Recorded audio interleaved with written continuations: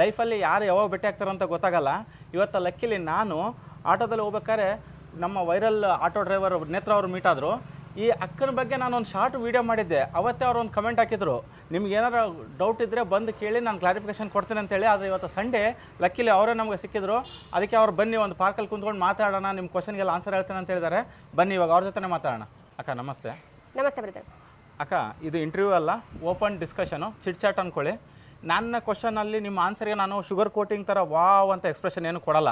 ನನಗೆ ಏನಾದ್ರು ಡೌಟ್ ಬಂದರೆ ನಾನು ಕ್ವಶನ್ ಕೇಳ್ತೀನಿ. ಓಕೆ ಓಕೆ ಅಕ್ಕ, ನಿಮ್ಮ ಫಸ್ಟ್ ಎಜುಕೇಷನ್ ಏನಕ್ಕ? ನಂದು ಡಿಪ್ಲೊಮಾ CS ಆಗಿದೆ. ಯಾವ ಊರಲ್ಲೇ? ಸಾಗರ. ಸಾಗರ. ಓ ಸಾಗರ, ನಮಗೂ ಸಾಗರದಲ್ಲಿ ರಿಲೇಷನ್ಸ್ ಇದ್ದಾರೆ. ಸರಿ, ಇವಾಗ ನಿಮ್ಮದು ಡಿಪ್ಲೊಮಾ ಆಗಿದೆ, ನಂದು ಡಿಪ್ಲೊಮಾ ಆಗಿದೆ. ಬಟ್ ನಂದು ಡಿಪ್ಲೊಮಾ ಮೇಲೆ ಡಿಗ್ರಿ ಮಾಡ್ಕೊಂಡಿದ್ದೀವಿ ಅಷ್ಟೇ, ನಮಗೆ ನಿಮಗೆ ಡಿಫ್ರೆನ್ಸು. ನಂದು ಡಿಪ್ಲೊಮಾ CS 2 ಇಯರ್ಸ್ ಮಾಡಿದ್ದೀನಿ. 3rd ಇಯರ್ ನಾನು ಇನ್ಕಂಪ್ಲೀಟ್ ಮಾಡಿ ಇನ್ಕಂಪ್ಲೀಟ್ ಡ್ರಾಪ್ ಔಟು. ಹೌದು. ಓಕೆ.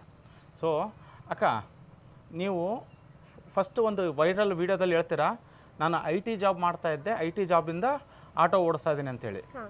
ಒಬ್ಬ ಮನುಷ್ಯಗೆ ಯಾರನ್ನಾಗಲಿ 9 ಇಯರ್ಸ್ IT ಜಾಬ್ ಮಾಡಿದ್ದೀನಿ ಅಂದರೆ ಅದೊಂದು ಸ್ವಲ್ಪ ಕಂಫರ್ಟಬಲ್ ಇರುತ್ತೆ, ಆ ಎನ್ವೈರನ್ಮೆಂಟ್ ಆ ಥರ ಇರುತ್ತೆ. ಸೊ ನೀವು ಅದರಿಂದ ಹೊರಗಡೆ ಹೇಗೆ ಬಂದ್ರಿ? ನಾನು IT ಜಾಬ್ ಮಾಡ್ತಾಯಿದ್ದೆ, ಬಟ್ ನಾನು IT ಕಂಪನಿಲಿ ಕೆಲಸ ಮಾಡ್ತಾ ಇದ್ದೆ. IT ವರ್ಕರಾಗಿ ವರ್ಕ್ ಮಾಡ್ತಿರ್ಲಿಲ್ಲ. ನಾನು ಫೆಸಿಲಿಟಿ ಟೀಮಲ್ಲಿ ನಾನು FE ಆಗಿ ವರ್ಕ್ ಮಾಡ್ತಿದ್ದೆ. FE ಮೀನ್ಸ್ ಫೆಸಿಲಿಟಿ ಎಕ್ಸಿಕ್ಯೂಟಿವ್ ಆಗಿ ನಾನು ವರ್ಕ್ ಮಾಡ್ತಾ ಇದ್ದೆ. ನಾನು ನಂದು ಫ್ಯಾಮಿಲಿ ಸ್ವಲ್ಪ ಪ್ರಾಬ್ಲಮ್ ಇದ್ದಿದ್ದರಿಂದ ನಾನು IT ಬಿಟ್ಟು ಹೊರಗಡೆ ಬಂದು ಸೋಷಲ್ ಆಗಿ ನನ್ನದೇ ಒಂದು ಸ್ವಾವಲಂಬಿ ಜೀವನ ಮಾಡಬೇಕು ಅಂತ ನಾನು ಪರ್ಸ್ನಲ್ ಆಗಿ ಡ್ರೈವಿಂಗ್ನ ಆಯ್ಕೆ ಮಾಡ್ಕೊಂಡಿದ್ದೀನಿ. ಓಕೆ. ಸೊ ಇಲ್ಲಿ ಫಸ್ಟ್ ಏನಂದ್ರೆ ನೀವು CS ಮಾಡಿ 2 ಇಯರ್ಸ್ ಮಾಡಿ ಡ್ರಾಪ್ ಔಟ್ ಆಗಿದ್ದೀರಾ, ಅದು ನಿಮ್ಮ ಎಜುಕೇಶನ್. ಸೆಕೆಂಡ್ ಏನು, ನೀವು IT ಕಂಪನಿಯಲ್ಲಿ ಕೆಲಸ ಮಾಡಿದ್ದೀರಾ, ಆದರೆ IT ಜಾಬ್ ಮಾಡಿಲ್ಲ. ಬಟ್ ಏನಂದ್ರೆ ಈ ಸೋಷಿಯಲ್ ಮೀಡಿಯಾದಲ್ಲಿ ಏನಾಗ್ಬಿಟ್ಟಿದೆ ಅಂದ್ರೆ IT employee quit the auto job and started auto driver ಅಂತ ಅವ್ರು ಒಂದು ಸ್ವಲ್ಪ ಮಿಸ್ಕನ್ಸೆಪ್ಷನ್ ಆಗಿದೆ. ಅದು ಏನಾಗಿತ್ತು ಅಂತಂದ್ರೆ, ನಂದು ಯಾರು ವಿಡಿಯೋ ಮಾಡ್ಕೊಂಡಿದ್ರು ನನ್ನ ಪ್ಯಾಸೆಂಜರ್ ಒಬ್ರು, ಅವ್ರು ಏನು ಮಾಡಿದ್ದಾರೆ, ಮೆನ್ಷನ್ ಮಾಡಬೇಕಾದ್ರೆ IT ಮ್ಯಾನೇಜರ್ ಅಂತ ಮೆನ್ಷನ್ ಮಾಡಿದ್ದಾರೆ. ಅದು ಅಲ್ಲಿ ಮಿಸ್ ಆಗಿದೆ. ನಾನು ಅವ್ರಿಗೆ ಹೇಳಿದ್ದೆ IT ಕಂಪ್ನಿ ಕೆಲಸ ಮಾಡಿ ಸಾಫ್ಟ್ ಸರ್ವಿಸ್ ಟೀಮಲ್ಲಿ FE ಆಗಿ ವರ್ಕ್ ಮಾಡಿದ್ದೀನಿ ಅಂತ ನಾನು ಅವ್ರಿಗೆ ಕ್ಲಾರಿಟಿ ಹೇಳಿದ್ದೆ. ಬಟ್ ಅವರು ಮಿಸ್ ಆಗಿ IT ಮ್ಯಾನೇಜರ್ ಅಂತ ಹಾಕಿದ್ರು. ಅದು ವೈರಲ್ ಆಗಿದ್ದು. ಬಟ್ ಎಲ್ಲರೂ ಅದನ್ನ ರಿವರ್ಸ್ ತಿಳ್ಕೊಂಡಿದ್ದಾರೆ. ಎಲ್ಲರೂ ಅದನ್ನ ನಿಮ್ಮ IT ಎಂಪ್ಲಾಯ್ ಅಂತ ತಿಳ್ಕೊಂಡಿದ್ದಾರೆ. ಓಕೆ, ಎಂಪ್ಲಾಯ್ ಅಂತ ಹೇಳ್ಬಿಟ್ಟು ಕ್ರಾಸ್ ಕ್ವೆಶ್ಚನ್ಸ್ ಎಲ್ಲ ಮಾಡ್ತೀವಿ. ಇದು ಪ್ರಾಬ್ಲಮ್ ನಿಮ್ದಲ್ಲಕ್ಕ. ಆಕ್ಚುಲಿ ಪ್ರಾಬ್ಲಮ್ ವೈರಲ್ ಮಾಡಿದ್ದು ವೈರಲ್ ಮಾಡಿದ್ದು ಅಂದ್ರೆ ಏನಾಗಿದಕ್ಕ, ವೈರಲ್ ಮಾಡಿದ್ರು ಡಾಕ್ಟ್ರು. ಹೌದು, ಆ ಡಾಕ್ಟರ್ ಅಲ್ಲ, CEO ಒಬ್ರು, ಡಾಕ್ಟರೇಟ್ ತಗೊಂಡಿರೋ ಅಂತ CEO. Okay, PhD holder. So ಅವರಿಗೆ ಸ್ಟ್ರಕ್ಚರ್ಸ್ ಗೊತ್ತಾಗಿಲ್ಲ ITದು. ಆಮೇಲೆ ಇನ್ನೊಬ್ರು ಯಾವುದೋ ಒಂದು ಚಾನಲ್ ಅವ್ರು ತಗೊಂಡಿದ್ದು, ಅವರಿಗೆ ಅದು ಪ್ರೊಸೀಜರ್ಸ್ ಗೊತ್ತಿಲ್ಲ. ಇವಾಗ ಓಕೆ IT ಅಂದ್ರೆ ಏನು, ಬರೀ ಇವಾಗ ಕೆಲವು ನಮ್ಮ ಹಳ್ಳಿ ಕಡೆ ಹೆಂಗಿರುತ್ತೆ ಗೊತ್ತಾಗ, DC ಆಫೀಸಲ್ಲಿ ಕೆಲಸ ಮಾಡ್ತೀನಿ ಅಂತ, ಅಲ್ಲಿ DC FDA ಇರ್ತಾರೆ, SDA ಇರ್ತಾರೆ, ಒಬ್ಬ ಕ್ಲೀನರ್ ಇರ್ತಾರೆ, ಒಬ್ಬ DC ಇರ್ತಾನೆ. ಅದು ಯಾರು ನೋಡಲ್ಲ. DC ಆಫೀಸಲ್ಲಿ ಅಂದ್ರೆ ಈ ಅಣ್ಣನ ಹತ್ರ ಈ ಅಕ್ಕನ ಹತ್ರ ನಮ್ಮ ಕೆಲಸ ಆಗುತ್ತೆ ಅಂತೇಳಿ ಎಲ್ಲರೂ ಆ ಮೈಂಡಲ್ಲಿ ಹೋಗ್ಬಿಟ್ಟಿದ್ದಾರೆ. ಅಕ್ಕ, ನೆಕ್ಸ್ಟ್ ಕ್ವಶನು, ನಿಮ್ಮ ಒಂದು ಇಂಟರ್ವ್ಯೂ ಅಲ್ಲಿ ನೀವು ಹೇಳ್ತೀರಾ, ನನ್ನ ಕೈ ಕೆಳಗಡೆ 300 ಜನ 400 ಜನ ಕೆಲಸ ಮಾಡ್ತಾ ಇದ್ರು ಅಂತೇಳಿ. ಸೊ ಇಲ್ಲಿ ಜನಗಳಿಗೆ ಅಸಂಪ್ಷನ್ ಏನು ಅಂದರೆ 300-400 ಪೀಪಲ್ ಹ್ಯಾಂಡಲ್ ಮಾಡ್ಬೇಕಂದ್ರೆ ಯಾವುದೋ ಒಂದು ಮಾಸ್ಟರ್ ಡಿಗ್ರಿ ಇರಬೇಕು, ಇಲ್ಲ ಯಾವುದೋ ಒಂದು ಥರನಾದ ಒಂದು ಟ್ರೈನಿಂಗ್ ಆಗಿರಬೇಕು ಅನ್ನೋದು ಒಂದು ಜನಗಳದ್ದು ಅಸಂಪ್ಷನ್ನು. ಸೊ ನೀವು ಹೇಳ್ತಾ ಇದ್ದೀರಾ ಹೌಸ್ ಫೆಸಿಲಿಟಿ ಅಂತ ಹೇಳ್ತಾ ಇದ್ದೀರಾ. ಸೊ ಅದರಲ್ಲಿ ನಿಮ್ಮದು ಯಾವ ಥರದ್ದು ಟ್ರೈನಿಂಗ್ ಆಯಿತು, ಏನಾರು ಎಜುಕೇಷನ್? ಸರ್, ನಂದು ಅದರಲ್ಲಿ ಎಜುಕೇಷನ್ ಏನು ಮ್ಯಾಟರ್ ಬರಲ್ಲ, ಎಕ್ಸ್ಪೀರಿಯನ್ಸ್ ಮ್ಯಾಟರ್ ಬರುತ್ತೆ. ನಂದು ಆಲ್ರೆಡಿ 9 ಇಯರ್ಸ್ ಎಕ್ಸ್ಪೀರಿಯನ್ಸ್ ಇದೆ. 9ಇಂದ 11 ಇಯರ್ಸ್ ಎಕ್ಸ್ಪೀರಿಯನ್ಸ್ ಇದೆ. ಫಸ್ಟ್ ನಾನು ಸ್ಟಾಫ್ ಆಗೇ ವರ್ಕ್ ಮಾಡ್ತಾ ಇದ್ದಿದ್ದಲ್ಲ, ಪ್ರಮೋಷನ್ ತೊಗೊಂಡು ನಾನು ಅಲ್ಲಿ FE ಆಗಿ ಇದಾಗಿದ್ದು. ನನ್ನ ಕೆಳಗಡೆ 400 ಪೀಪಲ್ಸ್ ವರ್ಕ್ ಮಾಡ್ತಿದ್ರು. ಇವಾಗಲೂ ನೀವು ಹೋಗಬೇಕಾದ್ರೆ ನಾನು ವರ್ಕ್ ಮಾಡಿದ ಲಾಸ್ಟ್ ಎಂಡಿಂಗ್ ಸೈಟಲ್ಲಿ ಹೋಗ್ಬಿಟ್ಟು ಕೇಳಿದ್ರೆ ನಾನು 400 ಮೆಂಬರ್ಸ್ ಅಲ್ಲೇ ವರ್ಕ್ ಮಾಡ್ತಿದ್ದಾರೆ ಇವಾಗಲೂ. ಬೇಕಿದ್ರೆ ಅದು ಕ್ಲಾರಿಫಿಕೇಶನ್ ನೀವು ತಗೋಬೋದು. ನಾನು ವರ್ಕ್ ಮಾಡಿದ್ದು ಐಕ್ಯದಲ್ಲಿ ಲಾಸ್ಟ್ ವರ್ಕ್ ಮಾಡಿದ್ದು. ಐಕ್ಯದಲ್ಲಿ ನನ್ನ ಸ್ಟಾಫು, ಮೇಂಟೆನೆನ್ಸು, ಟೆಕ್ನಿಷಿಯನ್ಸು ಎಲ್ಲರೂ ಅದರಲ್ಲೇ ಬರ್ತಾರೆ. ಹೌಸ್ ಕೀಪಿಂಗ್ಸ್ ಇರ್ಬೋದು, ಕ್ಲೀನಿಂಗ್ಸ್ ಡಿಪಾರ್ಟ್ಮೆಂಟ್ ಇರೋ ಸೂಪರ್ವೈಸರ್ಸ್, ಎಲ್ಲ ಕ್ಯಾಟಗರೀಸ್ ಟೋಟಲ್ 300-400 ಮೆಂಬರ್ಸ್ ನನ್ನ ಜೊತೆ ವರ್ಕ್ ಮಾಡ್ತಿದ್ರು. ಅದ್ರ ನೀವು ಹೇಳೋ ಪ್ರಕಾರ ಏನು ಅಂದ್ರೆ ಕಂಪ್ಲೀಟ್ ಎಲ್ಲ ಕ್ಯಾಟಗರಿಯಲ್ಲಿ ಹಿಡಿದು ಸ್ಟಾಫಿಂಗ್, ಕ್ಲೀನಿಂಗು, ಇಲ್ಲ ಮೇಂಟೆನೆನ್ಸ್ ಎಲ್ಲರೂ ಹಿಡಿದು 400 ಎಲ್ಲರೂ ಸೇರಿ ನನ್ನ ಕೆಳಗಡೆ 400 ಪೀಪಲ್ಸ್ ವರೆಗೂ ವರ್ಕ್ ಮಾಡ್ತಾರೆ. ಐಕ್ಯ IT ಕಂಪನಿಲಿ ಅಲ್ಲ, IT ಕಂಪನಿ ಅಲ್ಲ ಅದು. ಅಕ್ಕ, ನೆಕ್ಸ್ಟ್ ಇನ್ನೂ ಒಂದು ಕ್ವಶನ್ ಅಕ್ಕ. ಒಂದು ಇಂಟರ್ವ್ಯೂ ಅಲ್ಲಿ ನೀವು ಹೇಳ್ತೀರಾ, ನಾನು ಫಸ್ಟ್ ಅಸೆಂಚರಲ್ಲಿ ಕೆಲಸ ಮಾಡಿದೆ, ಆಮೇಲೆ ಅಮೆಝಾನಲ್ಲಿ ಕೆಲಸ ಮಾಡಿದೆ, ಆಮೇಲೆ ಎಂಬಸಿಲಿ ಕೆಲಸ ಮಾಡಿದೆ. ಸೊ ನೋಡೋರ್ದು ಹೆಂಗಿರುತ್ತೆ ಅಂದ್ರೆ ದೃಷ್ಟಿ, ಓ ಅಮೆಝಾನ್ ಆ್ಯಕ್ಚುಲಿ ನನಗೆ ಗೊತ್ತಿರಂಗೆ ಈ ಅಮೆಝಾನ್ ಕಂಪ್ನಿಲಿ ಏನಾದ್ರು ನಾರ್ಮಲ್ ಆಗಿ IT ಇಂಟರ್ವ್ಯೂ ಅಂದರೆ 3-4 ಲೆವೆಲ್ ಇಂಟರ್ವ್ಯೂ ಇರುತ್ತೆ. ಬಟ್ ಕೆಲವ್ರು ಏನು ಅಸಂಪ್ಷನ್ ಅಂದರೆ, ಓ ಅಕ್ಕ ಅಲ್ಲಿ ಕೆಲಸ ಮಾಡಿದಾಳಂದ್ರೆ ಮಿನಿಮಮ್ ಒಂದು ಲೆವೆಲಲ್ಲಿ ಡೇಟಾ ಸ್ಟ್ರಕ್ಚರ್ ಎಲ್ಲ ಗೊತ್ತಿರ್ಬೇಕಂತ ಹೇಳಿ. ಬಟ್ ಅವ್ರು ಯಾರಿಗೂ ಗೊತ್ತಿಲ್ಲ ನೀವು ಸಪೋರ್ಟಿಂಗ್ ಸ್ಟಾಫ್ ಆಗಿ ವರ್ಕ್ ಮಾಡ್ತಾ ಇರೋದು ಅಂತೇಳಿ. ಇದ್ರ ಬಗ್ಗೆ ಏನು ನಿಮ್ಮ ಕ್ಲಾರಿಫಿಕೇಶನ್? ನಾನು ಸ್ಟಾರ್ಟಿಂಗ್ ಕೆರಿಯರ್ ಸ್ಟಾರ್ಟ್ ಮಾಡಿದ್ದು ಅಕ್ಸೆಂಚರಲ್ಲೇ. ನಾನು ಸೇಮ್ ಇದನ್ನ ವರ್ಕ್ ಅಲ್ಲೇ ಮಾಡ್ತಾ ಇದ್ದಿದ್ದು. ನನ್ನ ಕೆಳಗಡೆ ಅಲ್ಲೂ ವರ್ಕರ್ಸ್ ಇದ್ರು, ಸುಮಾರು ಜನ ವರ್ಕರ್ಸ್ ಇದ್ರು. ಫಸ್ಟು ಸ್ಟಾರ್ಟ್ ಮಾಡಿದ್ದು ಅಕ್ಸೆಂಚರಲ್ಲೇ. ಆಮೇಲೆ ಅಲ್ಲಿಂದ ನಾನು ಅಮೆಝಾನ್ ಬಂದೆ. ನಿಮಗೆ ಗೊತ್ತಿರ್ಬೋದು, ಕನ್ಸಲ್ಟೆನ್ಸಿ ಬಾಗ್ಮನಿ ಕನ್ಸಲ್ಟೆನ್ಸಿ ಇದೆಯಲ್ಲ, ಅಲ್ಲೇ ನಾನು ವರ್ಕ್ ಮಾಡಿ ಬಾಗ್ಮನಿ ಟೆಕ್ ಪಾರ್ಕ್ ಮತ್ತು ಬಾಗ್ಮನಿ ಕನ್ಸಲ್ಟೆನ್ಸಿ ಎರಡರಲ್ಲೂ ನಾನು ವರ್ಕ್ ಮಾಡಿದ್ದೀನಿ. ಕನ್ಸಲ್ಟೆನ್ಸಿನಲ್ಲಿ ಬಂದುಬಿಟ್ಟು ಇದು ಬಾಗ್ಮನಿ ಕನ್ಸಲ್ಟೆನ್ಸಿ ಇದೆಯಲ್ವಾ ಅಲ್ಲಿ ದೊಡ್ಡನಕ್ಕೊಂದು, ಅಲ್ಲಿ ಅಮೆಝಾನ್ ಅಂತಿರೋ ಅಮೆಝಾನ್ ತಾರಸ್ 1 ಅಂತಿದೆ, ಅಲ್ಲಿ ನಾನು ವರ್ಕ್ ಮಾಡಿರೋದು. ಅದು ಮತ್ತು ಇಲ್ಲಿ ಎಂಬೆಸಿ ಅಂತ ಹೇಳಿದರೆ ಎಂಬೆಸಿ ನಮ್ಮದು ಸೈಟ್ ಇದು ಇರೋದು ಮೈನ್ ಆಫೀಸು ಎಂಬೆಸಿ ಇರೋದು. ಬಟ್ ನಾವು ಸೈಟ್ ಲೆವೆಲಲ್ಲಿ ವರ್ಕ್ ಮಾಡಿರೋದು, ಎಂಬೆಸಿ ಅಂಡರಲ್ಲಿ ಸೈಟ್ ಲೆವೆಲಲ್ಲಿ ವರ್ಕ್ ಮಾಡೋದು. ಅದು ನಮಗೆ ಎಂಬೆಸಿ ಅಂತಲೇ ಬರುತ್ತೆ. ಸೊ ಇದರ ಅರ್ಥ ನೀವು not a direct employee of ಯಾವುದೇ ಅಸೆಂಚರ್ ಇಲ್ಲ ಅಮೆಝಾನ್, ಅದರಲ್ಲಿ ಡೈರೆಕ್ಟ್ ಎಂಪ್ಲಾಯ್ ಅಲ್ಲ. ಕೆಲವೊಬ್ರು ಏನು ಮಾಡ್ತಿದ್ದಾರೆ ಅಂತಂದರೆ, ಈ ಇನ್ಸ್ಟಾಗ್ರಾಮಲ್ಲಿ ಏನು ಪ್ರೋಮೋ ಸಿಗ್ತಿದೆಯೋ ಆ ಪ್ರೋಮೋ ಮಾತ್ರ ನೋಡ್ತಿದ್ದಾರೆ ಹೊರತು ಇದರಲ್ಲಿ ಯೂಟ್ಯೂಬಲ್ಲಿ ಹೋಗ್ಬಿಟ್ಟು ಫುಲ್ ವಿಡಿಯೋ ಯಾರೂ ನೋಡ್ತಿಲ್ಲ. ನಾನು ಫುಲ್ ವಿಡಿಯೋದಲ್ಲಿ ಫುಲ್ ಕ್ಲಾರಿಟಿ ಕೊಟ್ಟಿದ್ದೀನಿ. ನಾನು ಏನು ವರ್ಕ್ ಮಾಡ್ತಾ ಇದ್ದೆ, ಮತ್ತು ಎಷ್ಟು ವರ್ಷ ವರ್ಕ್ ಮಾಡಿದ್ದೀನಿ, ಎಲ್ಲೆಲ್ಲಿ ಕೆಲಸ ಮಾಡಿದ್ದೀನಿ, ಎಲ್ಲದೂ ನಾನು ಕ್ಲಾರಿಟಿಯಾಗಿ ಹೇಳಿದ್ದೀನಿ.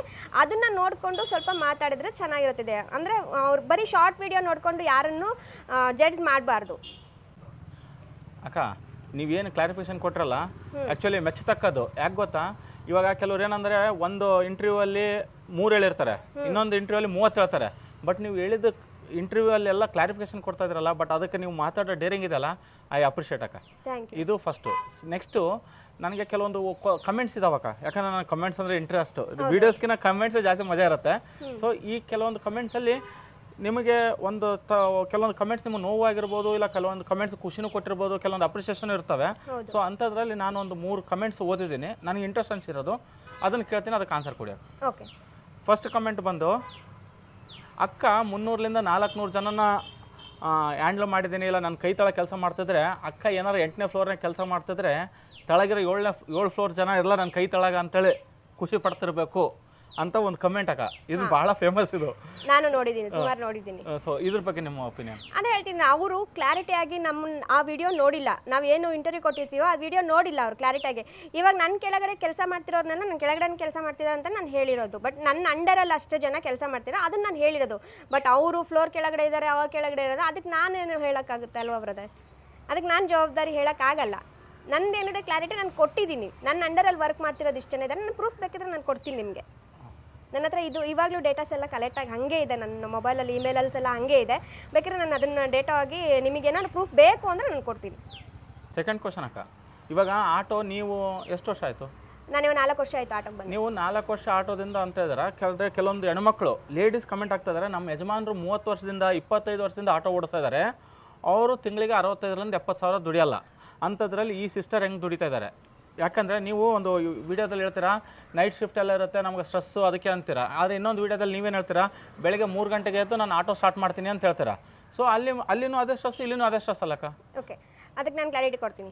ನಾವು ಒಬ್ರು ಕೈ ಕೆಳಗಡೆ ಕೆಲಸ ಮಾಡೋದಕ್ಕೂ ನಾವು ಸ್ವಂತ ಕೆಲಸ ಮಾಡೋದಕ್ಕೂ ತುಂಬ ಡಿಫ್ರೆನ್ಸ್ ಇದೆ. ಕೈ ಕೆಳಗೆ ಕೆಲಸ ಮಾಡೋರ ಹತ್ರ ನಾವು ಆಳ ಕೆಲಸ ಮಾಡ್ತಿರ್ತೀವಿ, ಎಲ್ಲರಿಗೂ ಒಂದು ಆನ್ಸರ್ ಮಾಡ್ಕೊಂಬರ್ಬೇಕು, ಅದು ತಲೆನೋವಿರುತ್ತೆ. ಫಸ್ಟ್ ಆಫ್ ಆಲ್ ಏನು ಕ್ವಶನ್, ಏನಿದು ವರ್ಕ್ ಕೊಡ್ತಾರೋ ಇವತ್ತು, ಏನು ಫೈಲ್ ಕೇಳ್ತಾರೋ ಇವತ್ತು, ಏನು ಡೇಟಾ ಕೇಳ್ತಾರೋ, ಅದೊಂದು ಟ್ರಸ್ಟ್ ಇರುತ್ತೆ.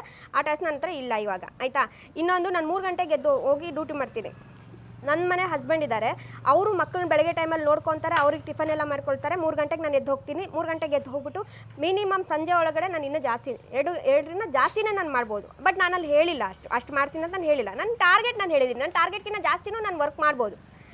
ಇವಾಗ್ಲೂ ಬ್ರದರ್ ನನಗೆ ಅದೇ ಕಮೆಂಟ್ಗೆ ಯಾರು ಕಮೆಂಟಲ್ಲಿ ಹಾಕಿರೋರಿಗೆ ಸುಮಾರು ಜನ ಬೈತಿದ್ರು ಅಂತ ಹೇಳ್ಬಿಟ್ಟು ನನಗೆ ಡೈರೆಕ್ಟಾಗಿ DM ಮಾಡಿದ್ದಾರೆ. ಬೇಕಾದ್ರೆ ನಾನು DM ತೋರಿಸ್ತೀನಿ ನಿಮಗೆ.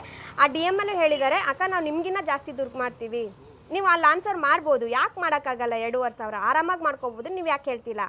ನೀವು ಕಮೆಂಟಿಗೆ ರಿಪ್ಲೈ ಕೊಡಿ. ನಾವೇನು ಕಮೆಂಟಿಗೆ ರಿಪ್ಲೈ ಕೊಟ್ಟರೆ ಅಲ್ಲಿ ಇನ್ನೊಂದು ಥರ ಆಗುತ್ತೆ ಅಂತ ನಾನು ಯಾವ ಕಮೆಂಟ್ಸಿಗೂ ರಿಪ್ಲೈ ಕೊಡ್ತಿಲ್ಲ, ಅಷ್ಟೇ. ಅಕ್ಕ, ಇನ್ನೊಂದು ಮೋಸ್ಟ್ ಇಂಟ್ರೆಸ್ಟಿಂಗ್ ಅಂದರೆ, ಅಕ್ಕ ಭಾಳ ಸುಳ್ಳು ಹೇಳ್ತಾಳೆ, ರೈಲ್ ಬಿಡ್ತಾಳೆ, ಪುಂಗ್ತಾಳೆ ಅನ್ನೋದು ಭಾಳ ಜನ ಭಾಳ ಲೈಕ್ಸ್ ಬರೋ ಕಮೆಂಟು. ಅದ್ರ ಬಗ್ಗೆ ನಿಮ್ಗೆ ಏನು ಅನ್ಸುತ್ತೆ? ಜನಗಳು ಅದೇ ಹೇಳ್ತಾರಲ್ವ ಸರ್. ಇವಾಗ ನಾವು ಎಕ್ಸಾಂಪಲ್ ತಗೊಳ್ತೀನಿ, ಡ್ರೋನ್ ಪ್ರತಾಪ್ ಅವ್ರಿಗೆ ಎಷ್ಟೆಲ್ಲ ಇದು ಮಾಡಿದ್ರು ಅಂದರೆ, ಅವ್ರು ಸುಳ್ಳು ಹೇಳ್ತಾರೆ ಒಂದ್ಸರಿ ಹೇಳಿರ್ಬೋದು, ಬಟ್ ಅವ್ರನ್ನ ಇವಾಗ ರೀಚ್ ಆಗುತ್ತಾ? ಯಾರಾದರೂ ರೀಚ್ ಮಾಡ್ತಿದ್ದಾರಾ? ಅವ್ರ ಕಾಲಿನ ಧೂಳಿಗಾದ್ರೆ ಯಾರಾದರೂ ಸಮಾನ ಇದ್ದಾರಾ ಇವಾಗ? ಅಲ್ವಾ? ಅವ್ರು ಮಾಡ್ತಿರೋ ಬಿಗ್ ಬಾಸ್ಗೆ ಹೋಗಿ ಏನಾದ್ರು ತೊಗೊಂಡು ಮಾಡ್ಬೋದು ಅಂತ ಅಲ್ಲ, ಬಟ್ ಅವ್ರ ಟ್ಯಾಲೆಂಟ್ಗೆ ಇವಾಗ ಯಾರಾದರೂ ಮ್ಯಾಚ್ ಮಾಡ್ತಿದ್ದಾರೆ? ಯಾರೂ ಮ್ಯಾಚ್ ಮಾಡಲ್ಲ ಅಲ್ವಾ? ನಾವು ಸುಳ್ಳು ಹೇಳ್ತೀನಿ ಅಂತ ಹೇಳಿದ್ರೆ ನಿಮ್ಮ ಹತ್ರ ಬಂದು ನಾನು ಕ್ಲಾರಿಟಿ ಕೊಡೋದಂಥದ್ದು ಏನಿತ್ತು ಇವಾಗ? ಎಕ್ಸಾಂಪಲ್ ಹಾಗೆ ಹೇಳ್ಬೋದಲ್ವಾ ನಾನು ನಿಮ್ಮ ಹತ್ರ ಬಂದು ನಾನು ಕ್ಲಾರಿಟಿ ಕೊಡುವಂಥದ್ದು ಏನಿತ್ತು ನಾನು ಸುಳ್ಳು ಹೇಳಂಗಿದ್ರೆ ನಾನು ಸುಳ್ಳಾಗಿ ಓಪನ್ ಆಗೇ ಹೇಳ್ತಿದ್ದೆ ಎಲ್ಲ ನಾನು ಹೇಳ್ತಿರೋ ಸುಳ್ಳು ಅಂತ ಹೇಳ್ಬಿಟ್ಟು ನಾನು ಯಾಕೆ ಸುಳ್ಳು ಹೇಳಬೇಕಾಗಿತ್ತು ನಾನು ಮಾಡಿರೋದನ್ನ ನಾನು ನಿಜ ಅಂತ ಇವಾಗ ನಾನು ಡೈಲಿ 2,500 ಅರ್ನ್ ಮಾಡ್ತೀನಿ 2,500 ಜಾಸ್ತಿನೇ ಅರ್ನ್ ಮಾಡ್ತೀನಿ ಬಟ್ ನಾನು ಹೇಳ್ಕೊಂಡಿದ್ದೀನಿ ನನ್ನ ಟಾರ್ಗೆಟ್ ಎಷ್ಟಿದೆ ಅಂತ ನಾನು ಹೇಳ್ಕೊಂಡು ಬೇರೆಯವ್ರು ಕೆಲಸ ಮಾಡಿಲ್ಲ ಅಂದ್ರೆ ನಾನು ಬೆಳಗ್ಗೆ 3 ಗಂಟೆಗೆ ಎದ್ದು ಹೋಗ್ತೀನಿ ಕೆಲವರು ಕಮೆಂಟ್ ಹಾಕಿದ್ದಾರೆ 3 ಗಂಟೆನಾಗೆ ನೊಣಗಳು ಹೊಡಿಬೇಕಾ ಅಲ್ಲಿ ಹೋಗಿ ಕೂತ್ಕೊಂಡು 3 ಗಂಟೆಗೆ ಅವ್ರು ಲೈನಿಗೆ ಬಂದು ನೋಡಲಿ ಡ್ಯೂಟಿ ಸಿಗುತ್ತಾ ಇಲ್ವಾ ಅಂತ ಸಣ್ಣದೋ ಪುಟ್ಟದೋ ಯಾವುದೋ ಒಂದು ಎತ್ಕೊಂಡು ಮಾಡಿದ್ರೆ ಯಾಕೆ ನಾವು ಟಾರ್ಗೆಟ್ನ ರೀಚ್ ಮಾಡೋಕ್ಕಾಗಲ್ಲ ಡೈಲಿನೂ ಅದಕ್ಕಿಂತ ಜಾಸ್ತಿನೇ ಟಾರ್ಗೆಟ್ ರೀಚ್ ಮಾಡ್ಬೋದಲ್ಲ ಅದನ್ನು ಸುಳ್ಳು ಹೇಳೋಂಥ ಅವಶ್ಯಕತೆ ನನಗೇನು ಬಂದಿಲ್ಲ ಸುಳ್ಳು ಹೇಳಿ ನನಗೇನಾಗಬೇಕಾಗಿದೆ ನಾನು ಇಷ್ಟು ದಿನ ಎಲ್ಲಾದರೂ ವೈರಲ್ ಮಾಡ್ಕೊಂಡು ನಾನು ಡ್ಯೂಟಿ ಮಾಡ್ತಿದ್ದೀನೋ ಅಲ್ವಾ ಅನ್ನೋದಕ್ಕೆ ನನ್ನ ಪೇಜ್ ಓಪನ್ ಮಾಡಿದ್ರೆ ಗೊತ್ತಾಗುತ್ತಲ್ವ ಎಷ್ಟೊತ್ತವರೆಗೂ ನಾನು ಡ್ಯೂಟಿ ಮಾಡ್ತೀನಿ ಏನು ಅಂತ ಹೇಳ್ಬಿಟ್ಟು ನನ್ನ ಪೇಜಸಲ್ಲಿ ಎಷ್ಟೋ ವೀಡಿಯೋಗಳಿದ್ದಾವೆ ಲೈವ್ ವೀಡಿಯೋಗಳಿದ್ದಾವೆ ಮತ್ತು ನಾರ್ಮಲಾಗಿ ನಾನು ಮಾಡಿರೋಂಥ ವೀಡಿಯೋಗಳೆಲ್ಲ ಡ್ರೈವಿಂಗ್ ಹೋಗ್ಬೇಕಾದ್ರೆ ಮಾಡಿರೋಂಥ ವೀಡಿಯೋ ವಿತ್ ಟೈಮಿಂಗ್ಸ್ ಇದ್ದಾವೆ ನೋಡ್ಕೋಬೋದು ಜನಗಳು ಆರಾಮಾಗಿ ಆ್ಯಸ್ ಎ IT ಎಂಪ್ಲಾಯಿ ನಾವು ಮಾತಾಡ್ಬೇಕಾದ್ರೆ ಭಾಳ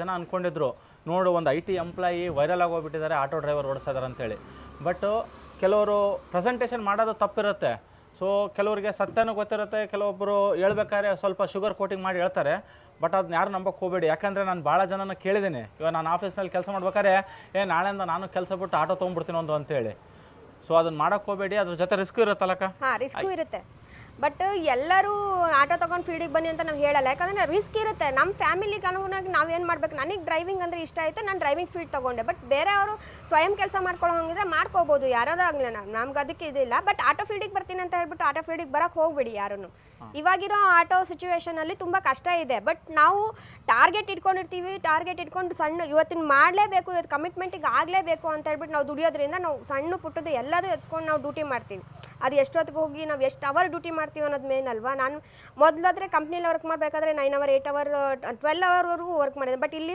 ಒಂದೊಂದು ಸಾರಿ 15 ಅವರ್ಸ್ವರೆಗೂ ನಾನು ವರ್ಕ್ ಮಾಡ್ತೀನಿ ಬೆಳಗ್ಗೆ 3 ಗಂಟೆಗೆ ಹೋದರೆ ನೈಟ್ 10 ಗಂಟೆ ಕೂಡ ನಾನು ಬಂದಿದ್ದೆ ಮನೆಗೆ ಆ ಥರನೂ ನಾನು ವರ್ಕ್ ಮಾಡ್ತೀನಿ ಬಟ್ ಇದು ಹೇಳ್ತಿರೋದೇನೆಂದರೆ ಕೆಲವೊಬ್ರು ಒಂದು ಹೆಜ್ಜೆ ಮುಂದಕ್ಕೆ ಬೇಕಂದ್ರೆ ನೋಡ್ಕೊಂಡು ಮುಂದೆ ಇದ್ರಿ ಅಷ್ಟೇ ಸೊ ಇದರ ಅರ್ಥ ನೀವು ಕಷ್ಟಪಟ್ಟು ದುಡಿಯಂಗಿದ್ರೆ ಯಾವ ಫೀಲ್ಡಲ್ಲಿದ್ದರೂ ದುಡಿಬೋದು ಆದರೆ ಈ ವೈರಲ್ ಆಗಿದೆಯಲ್ಲ ವೈರಲ್ ಇರೋ ಕಂಟೆಂಟ್ನೇ ತಲೆಗೆ ಇಟ್ಕೊಂಡು ಯಾರು ಆ ಥರ ಮಿಸ್ಕಾನ್ಸೆಪ್ಷನ್ ಆಗಬೇಡಿ ಯಾಕಂದರೆ ಮೇಡಮ್ ಹೇಳಿದ್ದೇ ಬೇರೆ ಅಲ್ಲಿ ಪೋಟ್ರೆ ಆಗಿದ್ದೇ ಬೇರೆ ಬಟ್ ರಿಯಾಲಿಟಿ ಏನಂದರೆ ಪಾಪ ಕಷ್ಟಪಟ್ಟು ದುಡಿತಾ ಇದ್ದಾರೆ ಎಲ್ಲದಕ್ಕೂ ಡಿಗ್ನಿಟಿ ಆಫ್ ಲೇಬರ್ ಅಂತ ಇರುತ್ತೆ ಅವರೆಲ್ಲೇ ಕೆಲಸ ಮಾಡ್ಬೋದು ಕಸ ಬಳಿಬೋದು ಇಲ್ಲ ಆಫೀಸಲ್ಲಿ ಫೈಲಲ್ಲಿ ಕೆಲಸ ಮಾಡ್ಬೋದು ಬಟ್ ಒಟ್ಟಿನಲ್ಲಿ ಯಾರಿಗೂ ಮೋಸ ಮಾಡದೆ ದುಡ್ಕೊಂಡು ತಿಂತಿದಾರಲ್ಲ ಅದು ನಮ್ಗೆ ಖುಷಿಯಾಗಿರ್ಬೇಕು